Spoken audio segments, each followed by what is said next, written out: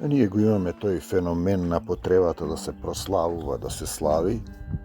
Например, ќе речат напомош празникот, или напомош некој светец, или напомош голем велики четврток, напомош велики петок, денот денешен напомош. Видете, и сега гела денеска е тежок празник, не се прави ова, не се прави она.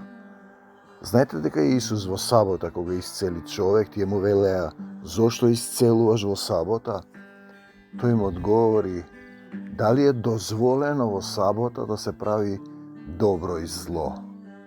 Мојот татко не сопира да работи.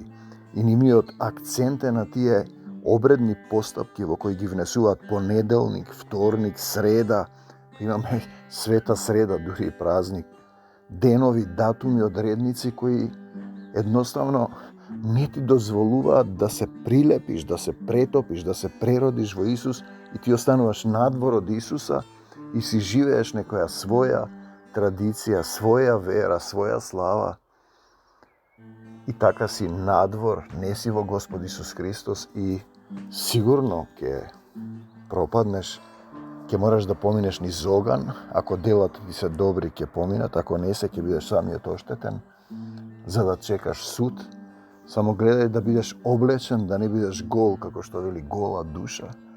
Но тоа тие не доаѓаат до тоа ниво, така да они се занимаваат со датуми, денови, празници, со обредни постапки, кои се бесплодни и немаат врска со Господ Исус Христос. Те молиме Господ Исусе Христе да им ги допреш срцата, со срцето да разберат, да се покајат, да ги исцелиш и да се вратат во Твојата вечна љубов, во Твојата собственост, во Твојата припадност. Амин.